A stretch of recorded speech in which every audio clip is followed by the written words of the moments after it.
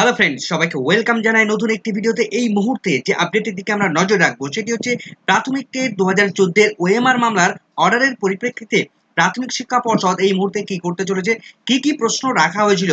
প্রশ্নগুলোর সম্পূর্ণ বাংলায় টাইপ করা রয়েছে এবং তার ব্যাখ্যা থাকবে, এবং সেই প্রশ্নের পরিপ্রেক্ষিতে প্রাথমিক শিক্ষা পর্ষদ তারা কি করতে চলেছে, পর্ষদ কি অ্যান্সার রেডি করছে, সমস্ত প্রশ্নের কিভাবে পর্ষদ সেটাকে ট্যাকেল করবে, কিভাবে পর্ষদ আইনিভাবে লড়তে চলেছে, বিস্তারিত সমস্ত প্রশ্নের ব্যাখ্যা থাকবে এই ভিডিওর মধ্যে। তো চলুন বন্ধুরা, কোনো রকম স্কিপ না করে শেষ পর্যন্ত দেখতে থাকার অনুরোধ রইল। সবাইকে অনুরোধ করবো, ভিডিওটি ভালো লাগলে অবশ্যই একটু লাইক এবং কমেন্ট করে যাবেন। চ্যানেলটিতে নতুন হলে অবশ্যই একটু সাবস্ক্রাইব করে রাখার অনুরোধ রইল।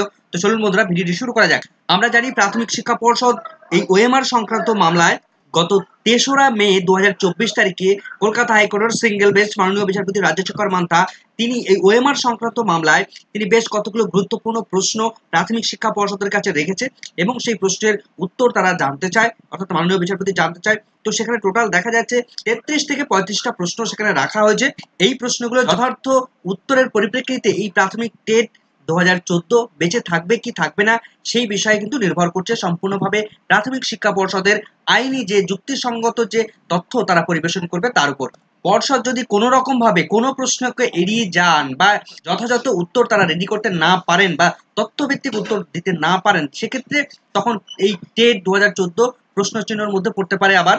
তো চলুন, কি কি প্রশ্ন রাখা হয়েছিল সম্পূর্ণ আমরা বিস্তারিত দেখবো, এবং প্রাথমিক শিক্ষা পর্ষদ কি করতে চলেছে সমস্ত বিস্তারিত আমরা দেখে নিই। মাননীয় বিচারপতি রাজশেখর মান্থা 3রা মে 2024 তারিখে যে অর্ডার দিয়েছিলেন তার মধ্যে থেকে যে প্রশ্নগুলো রাখা হয়েছে তার প্রথম প্রশ্নটা রাখা হয়েছিল যেটা টেট এক্সামিনেশন প্রক্রিয়া পরিচালনা করার জন্য পর্ষদ কি 2001 সালের West Bengal primary school teacher recruitment rules 2001 সেটাকে মেনে টেট পরীক্ষা নিয়েছিল।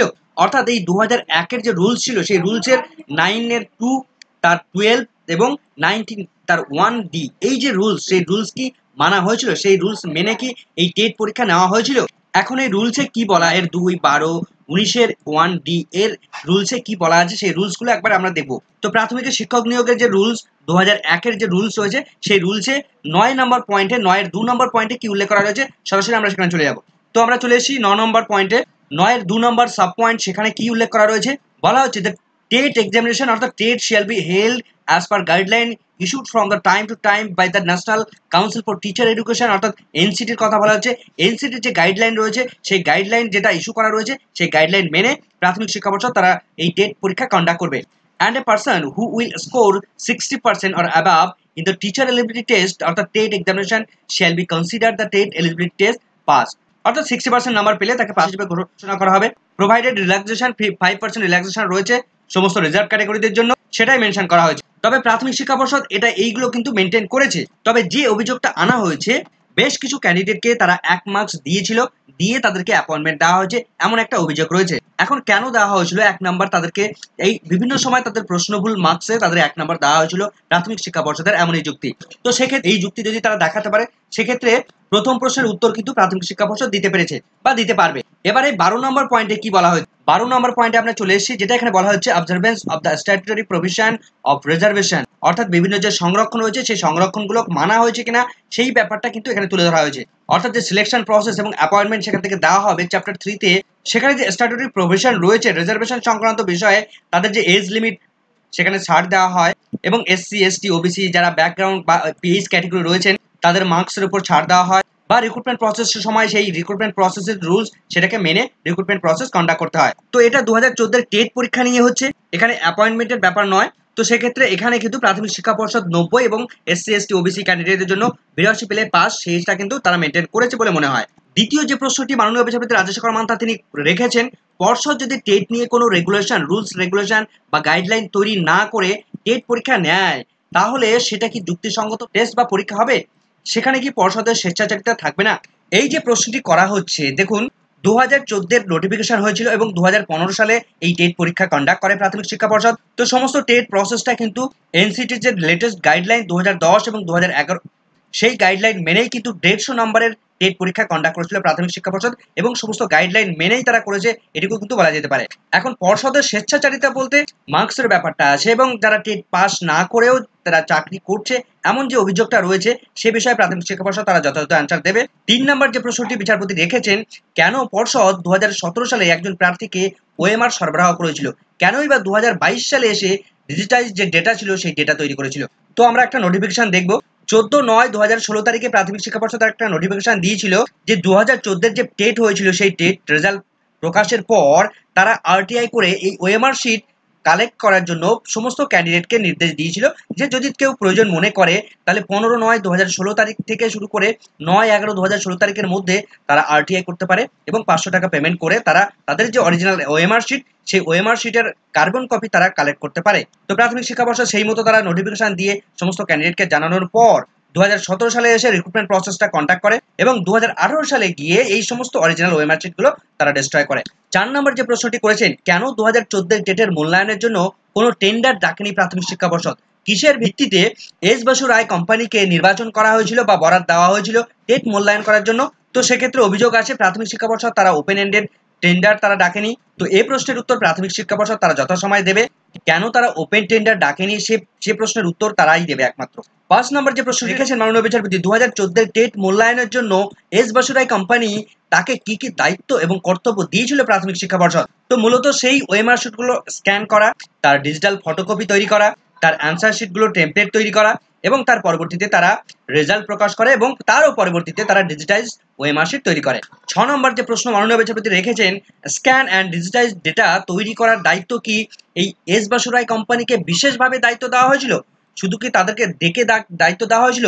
তাদেরকে পর্ষদের অফিসে ডেকে পরবর্তীকালে চিঠি দিয়ে তাদেরকে এই দায়িত্ব প্রদান করা হয়েছিল? তো এই কোম্পানিকে টেন্ডার কিভাবে দেওয়া হয়েছিল সে বিষয়ে যথার্থ প্রমাণ প্রাথমিক শিক্ষা পর্ষদ তারা কোর্টকে পেশ করবে। 7 নম্বর যে প্রশ্নটি রেখেছেন মাননীয় বিচারপতি, কিভাবে ওএমআর শিট পর্ষদের অফিস থেকে এস বসু রায় কোম্পানিতে নিয়ে যাওয়া হয়েছিল? এখানে অভিযোগ উঠেছে যে প্রাথমিক শিক্ষা পর্ষদের অফিস থেকে এই এস বসু রায় কোম্পানির কাছে এই ওএমআর শিটগুলো নিয়ে যাওয়ার জন্য পৌঁছে দেওয়ার দায়িত্ব প্রাথমিক শিক্ষা পর্ষদের ছিল, কিন্তু প্রাথমিক শিক্ষা পর্ষদ নাকি সেই দায়িত্বটা যথার্থভাবে পালন করেনি। অর্থাৎ এই এস বসু রায় কোম্পানি তারা নিজেরাই ওএমআর শিটগুলো তারা নিজেরাই নিয়ে গিয়েছিল, এমনটাই অভিযোগে উঠে এসেছে। তবে কিভাবে নিয়ে যাওয়া হয়েছিল সেটা কিন্তু প্রাথমিক শিক্ষা পর্ষদই ভালো বলতে পারবে, তারা এফিডেভিটের মধ্যে উল্লেখ করবে। 8 নম্বর যে প্রশ্নটি বিচারপতি রেখেছেন সেটা হচ্ছে, সিবিআই যে রিপোর্ট দিয়েছে সেখানে পর্ষদ সভাপতি মানিক ভট্টাচার্যের সঙ্গে এস বসু রায় কোম্পানির পার্টনার গৌতম মুখার্জি, পার্থ সেন, RKJB এন্টারপ্রাইজের রাহুল কেশরী, তার পাশাপাশি মৃত অশোক কুমার মাঝি, কৌশিক মাঝি, অমর মাঝি, এদের সবার সঙ্গে একটা গভীর আঁতাত ও গভীর ষড়যন্ত্র চলছিল। সেটা সিবিআই তারা তাদের রিপোর্টে পেশ করেছে। কোন বিষয় নিয়ে? এই যে ওএমআর অরিজিনাল ওএমআর শিট সেটা নষ্ট করা সংক্রান্ত বিষয় নিয়ে গভীর ষড়যন্ত্র তারা তৈরি করেছিল। এই বিষয়ে প্রাথমিক শিক্ষা পর্ষদের তাদের স্ট্যান্ড পয়েন্টটা কি? তো সেই সময় পর্ষদের সভাপতি মানিক ভট্টাচার্য তিনি কেন এগুলো করেছিলেন তার যথার্থ উত্তর কিন্তু প্রাথমিক শিক্ষা পর্ষদকে দিতে হবে। 9 নম্বরে মাননীয় বিচারপতি তিনি যে প্রশ্নটি রাখছেন, কেন সমস্ত ক্যান্ডিডেটের লিস্ট মানিক ভট্টাচার্যের ব্যক্তিগত ইমেল থেকে এস বসু রায় কোম্পানির তাদের যে পার্টনার গৌতম ভট্টাচার্যকে পাঠানো হয়েছিল? কেন West Bengal board of primary এডুকেশনের অফিসিয়াল ইমেল আইডি থেকে পাঠানো হয়নি? কেন অফিসিয়াল ইমেল ব্যবহার করা হয়নি? তো প্রাথমিক শিক্ষা পর্ষদের নিজস্ব ইমেল ব্যবহার করাটা উচিত ছিল, কেন ব্যবহার করেনি তার উত্তর পর্ষদ দেবে। 10 নম্বরে যে প্রশ্নটি রাখা হয়েছে, এস বসু রায় কোম্পানিকে কি প্রার্থীদের আসল ওএমআর শিটগুলো সেগুলো মূল্যায়ন করার পর তারপরে প্রাথমিক শিক্ষা পর্ষদের কাছে হস্তান্তর বা অর্থাৎ হ্যান্ড ওভার করতে বলা হয়েছিল? এই কোম্পানি সমস্ত ওএমআর শিটগুলো এভালুয়েশন করলো, করার পর সমস্ত তথ্যগুলো তারা রেডি করলো এবং সমস্ত কাজ কমপ্লিট হয়ে যাওয়ার পর যে অরিজিনাল ওএমআর শিট সেই অরিজিনাল ওএমআর শিট তো প্রাথমিক শিক্ষা পর্ষদকে হস্তান্তর করে দেওয়ার কথা, হ্যান্ড ওভার করে দেওয়ার কথা, কিন্তু সেটা কিন্তু হ্যান্ড ওভার করা হয়নি। প্রাথমিক শিক্ষা পর্ষদ কি তারা হস্তান্তর করার কথা বলেছিল? উত্তর কিন্তু দিতে হবে প্রাথমিক শিক্ষা পর্ষদকে। 11 নম্বরে যে প্রশ্ন রাখা হয়েছে, ওএমআর শিটের মিরর ইমেজ ও ডিজিটাইজেশন শেষ হওয়ার পরে এই এস বসু রায় কোম্পানিকে কি অন্য কোনো সংস্থাকে ওএমআর শিটগুলোর সাথে কাজ করার প্রক্রিয়াকে সংযুক্ত করার জন্য কোনো অনুমোদন দেওয়া হয়েছিল? অর্থাৎ এই এস বসু রায় কোম্পানি তারা শুধু কি নিজেদের কাজ নিজেরা করেছিল, অর্থাৎ এই ওএমআর মূল্যায়ন করার জন্য বা ওএমআর স্ক্যান করার জন্য শুধু কি নিজেরা কাজ করেছিল, নাকি অন্য কোনো সংস্থাকে তারা ইনভলভ করেছিল? যদি করে তাহলে প্রাথমিক শিক্ষা পর্ষদ কি সেই অনুমোদন তাদেরকে দিয়েছিল? 12 নম্বরে যে প্রশ্ন রাখা হয়েছে, সঠিক অ্যান্সার কি সহ ওএমআর এর টেমপ্লেট তৈরি করার সময় এস বসু রায় কোম্পানি তারা কি স্বাভাবিক পদ্ধতি অনুসরণ করেছিল? অর্থাৎ এই যে ওএমআর শিটের অ্যান্সার কি তৈরি বা টেমপ্লেট তৈরি করার সময় প্রত্যেক ক্যান্ডিডেটের তাদের যে রোল নাম্বার, ওএমআর শিটের নাম্বার, আরো অন্যান্য যে সমস্ত নাম্বার সেই নাম্বারগুলো প্রত্যেক ক্যান্ডিডেটের জন্য মেনশন করা দরকার। সুতরাং সেই পদ্ধতিগুলোকে মেনে করেছিল প্রাথমিক শিক্ষা পর্ষদ এই এস বসু রায় কোম্পানি? যদি করে থাকে তাহলে সেই ডেটা বা তার প্রুফ কিন্তু প্রাথমিক শিক্ষা পর্ষদকে দিতে হবে। 13 নম্বরে যে প্রশ্ন রাখা হয়েছে স্যাম্পল শিটস এর মধ্যে স্যাম্পল ডেটাগুলো ইনপুট করা হয়েছিল তখন কি এস বসুরায় কোম্পানি স্বাভাবিক পদ্ধতি অনুসরণ করেছিল? তো এর উত্তর এস বসুরায় কোম্পানি তারা দেবে এবং পর্ষদ তারা দেবে। 14 নম্বরে যে প্রশ্নটি রাখা হয়েছে টেমপ্লেটের সাহায্যে ওএমআর স্ক্যান করার পর যে মিরর ইমেজ তৈরি করা হয়েছিল সেগুলো কি এস বসুরায় কোম্পানি স্বাভাবিক পদ্ধতি অনুসরণ করেছিল? প্রশ্নগুলো অনেকটা খুব কাছাকাছি, অর্থাৎ মোট কথা হচ্ছে এস বসুরায় কোম্পানি তাদের যে মূল্যায়ন করার সময় তাদের যে নর্মাল যে প্রসিডিওর সেই প্রসিডিওরকে ফলো করেছিল কিনা সেটাই কিন্তু মাননীয় বিচারপতি জানতে চেয়েছেন। এস বসুরায় কোম্পানি তারা যখন মিরর ইমেজ তৈরি করেছিল তখন প্রতিটি ক্যান্ডিডেটের ওএমআর শিটের স্ক্যান নাম্বার, তার কার্টুন নাম্বার, তার চালান নাম্বার, তার লট নাম্বার সেগুলো সবার জন্য অ্যালোটেড করেছিল। 15 নম্বর প্রশ্ন রাখা হয়েছে এই সমস্ত নাম্বারগুলো অবশ্যই প্রয়োজন রয়েছে প্রত্যেক ক্যান্ডিডেটের তাদেরকে আইডেন্টিফাই করানোর জন্য। এই নাম্বারগুলো জানাতে পারলেই তবে একটা ক্যান্ডিডেট থেকে আরেকটা ক্যান্ডিডেটের মধ্যে যে পার্থক্য সেগুলো কিন্তু একদম স্পেসিফিক ভাবে আইডেন্টিফাই করা সম্ভব হবে। 16 নম্বরে যে প্রশ্নটা রাখা হয়েছে এস বসুরায় কোম্পানি তারা ডিজিটাইজ ডেটাগুলো প্রস্তুত করে তারা কি উপরের পদ্ধতি মেনে পর্ষদকে সরবরাহ করেছিল? অর্থাৎ তারাই ওএমআর শিট স্ক্যান করার সময় তাদের যে স্ক্যান নাম্বার, কার্টুন নাম্বার, চালান নাম্বার, লট নাম্বার এগুলো কি যথাযথভাবে মেনশন করেছিল এবং পর্ষদের কাছে সেই ডেটাগুলো হস্তান্তর করেছিল? একমাত্র পর্ষদই জানে সেই সমস্ত ডেটা হস্তান্তর করা হয়েছিল কিনা, তারা সেটা এফিডেভিটের মধ্যে অবশ্যই জানাবে। 17 নম্বরে একটা প্রশ্ন রাখা হয়েছে অর্জুন পণ্ডিত রাও 2020 সালের একটা রিপোর্ট অনুসারে সুপ্রিম কোর্টের এভিডেন্স অ্যাক্ট 62 থেকে 65 নম্বর সেকশনে সেখানে বলা হয়েছে যে উপরে উল্লেখিত পদ্ধতিগুলি পর্ষদ যদি না মেনে চলে তখন সেকেন্ডারি এভিডেন্সকে মান্যতা দেওয়া হবে। খুবই ভাইটাল একটি পয়েন্ট, প্রাথমিক শিক্ষা পর্ষদের ফেভারে যেতে পারে এই পয়েন্টটি, অর্থাৎ অরিজিনাল ওএমআর শিট না পাওয়ার জন্য যে ডিজিটাইজ ডেটা সেটা কিন্তু মান্যতা পাবে। এই পয়েন্টটা, এই প্রশ্নটা কিন্তু সেখান থেকে বলে দেওয়া যায়। তো অর্ডারের যে আমরা সেখানে দেখতে পাচ্ছি 10 নম্বর পেজে যদি আমরা দেখি তাহলে আমরা দেখতে পাবো সেখানে তিনি কিন্তু এটা উল্লেখ করেছেন। তো সেই পয়েন্টটা কোথায় উল্লেখ করা হয়েছে যদি 7 নম্বর এই পয়েন্টটা দেখি, 10 নম্বর পেজে 7 নম্বর পয়েন্ট যদি আমরা দেখি, in the absence of above procedure being followed does the digitize data procedure by the board of the marks of candidates concerned qualified as secondary evidence within the meaning of section 62 থেকে 65 evidence act. অর্থাৎ এই evidence অ্যাক্টের 62 থেকে 65 number যে section রয়েছে সেখানে এটা বলা রয়েছে যখন ডেটা প্রসিডিওর করার সময় যে অরিজিনাল প্রসিডিওর সেটা যখন অ্যাবসেন্ট থাকে এবং অরিজিনাল ডেটা সেই সময় যদি না থাকে যে ক্যান্ডিডেটদেরকে কত কি মার্কস দেওয়া হয়েছিল সেক্ষেত্রে তখন সেকেন্ডারি এভিডেন্স তখন কার্যকরী করা সম্ভব হবে বা সেকেন্ডারি এভিডেন্সকে মান্যতা দেওয়া হবে। এই যে পরিষ্কার করে বলা হয়েছে কোয়ালিফাই অ্যাজ সেকেন্ডারি এভিডেন্স, তো পর্ষদ এই পয়েন্টটার উপর কিন্তু জোর দিতে পারে, তাদের একটা বড় রকম অস্ত্র কিন্তু এখান থেকে তারা পাবে। 18 নম্বরে যে প্রশ্নটি রেখেছেন মাননীয় বিচারপতি 17 নভেম্বর 2015 তারিখে বোর্ডের একটি রেজলিউশনের মাধ্যমে সিদ্ধান্ত নেওয়া হয়েছিল 16 সেপ্টেম্বর 2016 থেকে 9 সেপ্টেম্বর 2019-এর মধ্যে আরটিআই আবেদন করা হলে প্রতিটি প্রার্থীর ওএমআর শিট তারা সরবরাহ করবে। সেখানে বলা হয়েছিল সেখানে প্রায় 12.95 লাখ ওএমআর শিট সেখানে ছিল, অর্থাৎ প্রায় 13 লক্ষ ক্যান্ডিডেটের ওএমআর শিট তারা প্রয়োজনে দেবে যদি তারা আরটিআই করে। তো সেই নোটিফিকেশন আমরা একটু আগেই দেখে নিলাম যে ডেডলাইন সেখানে কিন্তু তারা পরিষ্কার করে উল্লেখ করে দিয়েছিল এবং তার মেমো নাম্বার এখানে আমরা দেখতে পাচ্ছি। 19 নম্বরে যে প্রশ্নটি রেখেছেন সমস্ত প্রার্থীর ওএমআর স্ক্যান করার সময় একজন প্রার্থী তার নাম হেমন্ত চক্রবর্তী, তাকে 2017 সালে ওএমআর প্রদান করা হয়েছিল, তার রোল নাম্বার আমরা এখানে দেখতে পাচ্ছি। এত সংখ্যক প্রার্থীর মধ্যে একজন প্রার্থীর ওএমআর খুঁজে পাওয়া মুশকিল হবে। হেমন্ত চক্রবর্তী নামে একজন ক্যান্ডিডেট তিনি 2017 সালে আরটিআই করেছিলেন, তাকে পরবর্তীতে ওএমআর শিটের mirror copy, original mirror copy তাকে প্রোভাইড করা হয়েছিল এবং সেটা নিয়ে কিন্তু একটা অর্ডার পাস হয়েছিল। 20 নম্বরে যে প্রশ্নটি রাখা হয়েছে বাংলা মাধ্যমের 2830 জন প্রার্থীর টেট পাস করতে 1 মার্কস কম ছিল, 1 নাম্বার তাদের শর্ট ছিল। মানিক ভট্টাচার্য তিনি এদেরকে 1 মার্কস প্রদান করে টেট পাস করিয়েছিলেন এবং তাদেরকে অ্যাপয়েন্টমেন্টও দিয়েছিলেন, অর্থাৎ চাকরি দিয়েছিলেন। এই সমস্ত ক্যান্ডিডেটদেরকে ট্রেস করা এক প্রকার কিন্তু অসম্ভব, অর্থাৎ এই সমস্ত ক্যান্ডিডেটদেরকে খুঁজে পাওয়া এক প্রকার অসম্ভব যদি না এদেরকে ওএমআর স্ক্যান তাদেরকে না করা হয়। তবে এই ক্ষেত্রে যদি ডিজিটাল ডেটায় যদি দেখা যায় সেক্ষেত্রে এই কোনো ক্যান্ডিডেটদের 1 নাম্বার কম রয়েছে সেক্ষেত্রে তারা কিন্তু পার পেয়ে যাবে এবং ডিজিটাল ডেটার মান্যতা সেখানে পাবে। তো প্রাথমিক শিক্ষা পর্ষদ তারা যদি সেই ডেটাকে এডিটেড না করে, ম্যানিপুলেশন না করে, তাহলে অবশ্যই সেই ডেটা অবশ্যই থাকা দরকার এবং সেটা রয়েছে। 21 নম্বর যে পয়েন্টটি উল্লেখ করা হয়েছে, প্রশ্নটি রাখা হয়েছে প্রায় 752 জন অযোগ্য প্রার্থীকে বোর্ড কর্তৃক আটকে রাখা, অবিধেল করে রাখা হয়েছিল। উল্লেখিত প্রার্থীদের পরবর্তীতে যোগ্য হিসেবে দেখানো হয়েছিল। এই 752 জন ক্যান্ডিডেটের মধ্যে তাদের সবাইকে টেট পাস হিসেবে দেখানো হয়েছিল এবং তাদের মধ্যে থেকে 352 জন প্রার্থী তাদেরকে অ্যাপয়েন্টমেন্ট দেওয়া হয়েছিল, অর্থাৎ নিয়োগ করা হয়েছিল। ওএমআর স্ক্যান না করলে এটা কখনোই সম্ভব হতো না। তাই এদেরকে আইডেন্টিফাই করার জন্য অরিজিনাল ওএমআর শিটের মিরর কপি অবশ্যই প্রয়োজন। তবে সেক্ষেত্রে ডিজিটাল ডেটা ক্ষেত্রেও যদি মিলে যায় তাহলে কিন্তু সেটা কিন্তু এস্টাবলিশড হয়ে যাবে যে ডিজিটাল ডেটা ম্যানিপুলেশন হয়নি। 22 নম্বরে যে প্রশ্নটি রাখা হচ্ছে, এই স্ক্যানিং একটি এডিএফ স্ক্যানার ব্যবহার সেখানে করা হয়েছিল। এই স্ক্যানটি প্রতিটি প্রার্থী দ্বারা উত্তর দেওয়া আসল ওএমআর শিটের মিরর ইমেজ তারা সংগ্রহ করেছিল এবং সংরক্ষণ করেছিল, এবং এডিএফ স্ক্যানার দ্বারা সংরক্ষিত যে ডেটা সেটা এস বাসুরাই কোম্পানির পার্টনার কৌশিক মাঝি দ্বারা ধ্বংস করা হয়েছিল। অর্থাৎ এই কৌশিক মাঝি তিনি কিন্তু সেই মিরর ইমেজ যেখানে সংরক্ষণ করে রাখা হয়েছিল সেটাকে সম্পূর্ণভাবে ডিস্ট্রয় করে দিয়েছিলেন। তো কেন করা হয়েছিল, কার নির্দেশে করা হয়েছিল, প্রাথমিক শিক্ষা পর্ষদ তারা জানে কিনা, সেই প্রশ্নের উত্তর কিন্তু প্রাথমিক শিক্ষা পর্ষদকে দিতে হবে। তবে প্রাথমিক শিক্ষা পর্ষদ তাদের যুক্তি যে তারা একটা নির্দিষ্ট টাইম লাইন, তাদের যে রেজুলেশন ছিল সেই রেজুলেশনের সেখানে যেটা সিদ্ধান্ত নেওয়া হয়েছিল এবং তার টাইম লাইন যেটা বেঁধে দেওয়া হয়েছিল সেই টাইম লাইনের পরেই এই সমস্ত ডেটাগুলো ধ্বংস করা হয়েছিল বা নষ্ট করা হয়েছিল। তবে মিরর ইমেজগুলো অবশ্যই রাখাটা উচিত ছিল প্রাথমিক শিক্ষা পর্ষদকে, তাহলে কে যোগ্য কে অযোগ্য ক্যান্ডিডেট সেটা কিন্তু পরিষ্কার হয়ে যেত।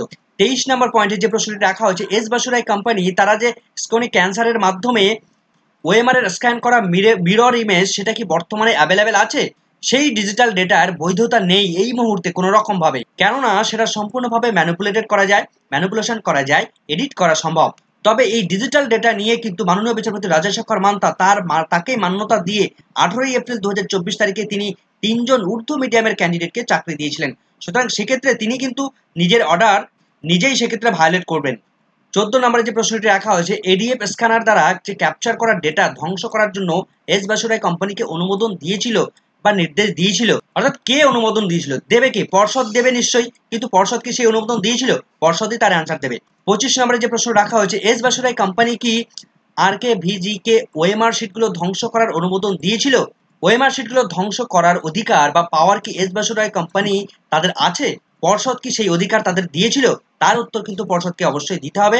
সেই সংক্রান্ত রেজুলেশনও কিন্তু প্রাথমিক শিক্ষা পর্ষদের কাছে রয়েছে। তবে এই RKVG তাকে অধিকার দেওয়া হয়েছিল কিনা সেই বিষয়ে কিন্তু পর্ষদই তার উত্তর দিতে পারবে। 26 নম্বরে যে প্রশ্ন রাখা হয়েছে, অরিজিনাল ওএমআর শিট ধ্বংস করা কি বোর্ডের একটি দায়িত্বের অংশ নয়, যা অন্য কোনো পার্টিকে অর্পণ করা সম্ভব, অর্পণ করা যায়? অর্থাৎ এই অরিজিনাল ওএমআর শিট ধ্বংস একমাত্র করতে পারে কে? প্রাথমিক শিক্ষা পর্ষদই। অন্য কোনো থার্ড পার্টি তারা কিন্তু এই ওএমআর শিটগুলো, অরিজিনাল ওএমআর শিটগুলো ধ্বংস করার কোনো রকম ভাবে অধিকারী হতে পারে না। 27 নম্বরে যে প্রশ্ন রাখা হয়েছে, ওএমআর নষ্ট করার সময় সেই কাজে RKGV নিযুক্ত করা নিয়ে এস বাসুরাই কোম্পানি তারা কি পর্ষদের মধ্যে কোনো রকম দ্বন্দ্ব হয়েছিল? অর্থাৎ যখন ওএমআর শিট নষ্ট করা হয়েছিল RKGVর মধ্য দিয়ে, তখন এই এস বাসুরাই কোম্পানি এবং প্রাথমিক শিক্ষা পর্ষদ তাদের মধ্যে কি কোনো দ্বন্দ্ব তৈরি হয়েছিল? তার উত্তর প্রাথমিক শিক্ষা পর্ষদ ছাড়া অন্য কেউ, বাইরে কেউ দিতে পারবে না। 28 নম্বরে যে প্রশ্নটি রাখা হয়েছে, কেন এস বাসুরাই কোম্পানি পর্ষদকে ওএমআর শিটের আসল স্ক্যান করা কপি শেয়ার করেনি? অবশ্যই শেয়ার করাটা উচিত ছিল। কেন পর্ষদ সেটা স্পষ্ট করে দাবি করেনি যে আমাকে অরিজিনাল ওএমআর শিটের স্ক্যান কপিটা অবশ্যই দিতে হবে? কেন পর্ষদ ওএমআর শিট থেকে শুধুমাত্র ডিজিটাইজ ডেটা নিয়েই সন্তুষ্ট ছিল? অবশ্যই সেক্ষেত্রে প্রাথমিক শিক্ষা পর্ষদের কোনো সদিচ্ছা অভিসন্ধি কাজ করছিল হয়তো, তবে প্রাথমিক শিক্ষা পর্ষদ সেই প্রশ্নের উত্তর কিন্তু তারা দেবে। 29 নম্বরে যে প্রশ্ন রাখা হয়েছে, এডিএফ স্ক্যানার দ্বারা ক্যাপচার করা এবং বর্তমানে ডিলিট করে ফেলা এটা সমস্তটাই পুনরুদ্ধার করার জন্য সিবিআই কি অন্য কোনো একটি প্রাইভেট স্বনামধন্য সংস্থাকে নিযুক্ত করতে পারে? প্রাথমিক শিক্ষা পর্ষদ অবশ্যই সেটার উত্তর দেবে। এই প্রশ্নের উত্তর অবশ্যই হ্যাঁ হওয়া উচিত, কেননা যদি কেউ ডেটা উদ্ধার করতে পারে সেক্ষেত্রে অবশ্যই উদ্ধার করবে। তবে সিবিআই ইতিমধ্যে ইনভেস্টিগেশন করেছে, সেই ডেটা যার কোনো রকম ভাবে উদ্ধার করা সম্ভব নয় সেটা কিন্তু এস্টাবলিশড হয়ে গেছে। 30 নম্বরে যে প্রশ্ন তিনি করেছেন, এটা কি অনুমান করা যায় না যে ব্যক্তিদের নাম ভুয়ো ওয়েবসাইটে www.wbtetresults.com সেখানে দেখানো হয়েছিল এবং যারা ইমেল do-not-reply@prim-tet এর মাধ্যমে চাকরি পেয়েছে, টাকা দিয়েছে, তারা সবাই একটা অযোগ্য প্রার্থী? এটা নিয়ে কোনো সংশয় নেই। যদি এই সমস্ত এইভাবে চাকরি কেউ পেয়ে থাকে সেক্ষেত্রে কিন্তু এই সমস্ত ক্যান্ডিডেট, এই সমস্ত অযোগ্য ক্যান্ডিডেটদের হয়ে কেউ কোনো কথা বলবে না। অযোগ্য ক্যান্ডিডেটের চাকরি অবশ্যই বাতিল হওয়া উচিত। কিন্তু এই প্যানেলের বহু ক্যান্ডিডেট তারা যোগ্য ক্যান্ডিডেট রয়েছেন, যোগ্য ক্যান্ডিডেটদের কখনোই চাকরি বাতিল হওয়া উচিত নয়। 31 নম্বরে যে প্রশ্ন রাখা হয়েছে, West Bengal board of primary education TET 2014-তে অংশগ্রহণকারী যোগ্য এবং অযোগ্য প্রার্থীদের একটি তালিকা এই আদালতে পেশ করতে পারবে?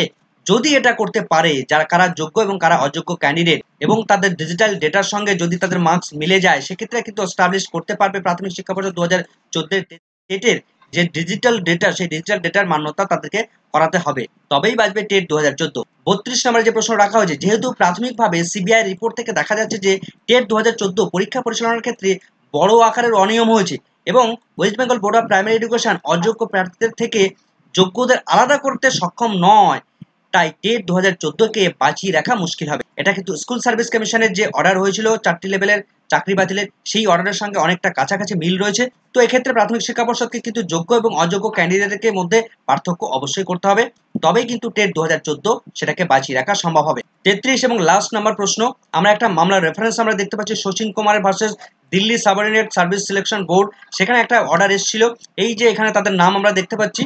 তো সেই মামলায় যে সিদ্ধান্ত নেওয়া হয়েছিল বা যে জাজমেন্ট দিয়েছিল সুপ্রিম কোর্ট, সেখানে রেফারেন্স হিসেবে সমস্ত পার্টিরা সেই মামলার অর্ডারটিকে দেখতে পারে। তো সামগ্রিকভাবে টোটাল এই 33টি প্রশ্নের উত্তর প্রাথমিক শিক্ষা পর্ষদকে দিতে হবে। যদি প্রাথমিক শিক্ষা পর্ষদ তারা যথার্থ পরিমাণে উপযুক্ত পরিমাণে তথ্য প্রমাণ ভিত্তিক তারা অ্যান্সার দিতে পারে, তাহলে 2014 টেট নিয়ে কোনো সংশয় থাকবে না। তবে এখানে একটা বিষয়, যে নতুন ভাবে যে এই টোটাল 33টা প্রশ্নকে তুলে ধরা হয়েছে, মাননীয় বিচারপতি সিলেকশন করে দিয়েছেন, এই প্রশ্নগুলো যে নতুন ভাবে এসছে কোর্টের মধ্যে তা কিন্তু নয়। এই প্রশ্নগুলো দীর্ঘ সময় ধরে বিভিন্ন মামলার পরিপ্রেক্ষিতে বিভিন্ন বিচারপতিরা তারা বিভিন্ন সময় কোর্টের মধ্যে তারা এই প্রশ্নগুলো মৌখিকভাবে তারা করেছিলেন, এরকম লিখিত আকারে হয়তো কখনো আসেনি। এবং প্রাথমিক শিক্ষা পর্ষদ তারাও কিন্তু যথার্থ উত্তর তারা দিয়েছিল হয়তো কিছু ক্ষেত্রে, আবার কিছু কিছু ক্ষেত্রে তারা আবার বিভিন্ন সময় ঝাড়ও খেয়েছিল। এখন মাননীয় বিচারপতি রাজশেখর মান্তা তিনি স্পেসিফিক কিছু উত্তর চেয়েছেন, যাতে করে কোনো রকম পার্টি, কোনো রেসপন্ডেন্ট বা কোনো রকম ভাবে পিটিশনাররা ওই ইতিহাস রচনা না করেন, তাদের এফিডেভিটের মধ্যে অপ্রাসঙ্গিক কিছু না লেখেন, যাতে যথার্থ টু দ্য পয়েন্ট অ্যান্সার করেন, তার জন্য কিন্তু এই প্রশ্নগুলো তুলে ধরেছেন। তো প্রাথমিক শিক্ষা পর্ষদ তারা যথার্থ উত্তর দেবে, তথ্যভিত্তিক উত্তর দেবে, এবং তার পাশাপাশি বিভিন্ন পার্টি রেসপন্ডেন্ট যারা রয়েছেন, যারা পিটিশনার রয়েছেন, সবাই কিন্তু পিটিশনাররা রেসপন্ডেন্ট যারা রয়েছেন তারা সমস্ত তথ্যভিত্তিক তাদের কাছে যে তথ্য রয়েছে সেগুলো তারা তুলে ধরার চেষ্টা করবে, এবং সেই তথ্যের ভিত্তিতে মাননীয় বিচারপতি রাজশেখর মান্তা তিনি যদি সন্তুষ্ট হন, তাহলে এই টেট 2014 কিন্তু বেঁচে থাকবে, কোনো রকম সমস্যা হবে না। তো দেখা যাক, পরবর্তী আপডেট পেলে অবশ্যই আপনাদের সঙ্গে শেয়ার করবো। এই মুহূর্তে এই ভিডিওটি ভালো লাগলে অবশ্যই একটু লাইক এবং কমেন্ট করে যাবেন। চ্যানেলটিতে নতুন হলে অবশ্যই একটু সাবস্ক্রাইব করে রাখার অনুরোধ রইল। পাশে থাকা বেল আইকনটি অবশ্যই অন করে রাখবেন পরবর্তী ধরনের আপডেট পাওয়ার জন্য। সকলকে ধন্যবাদ।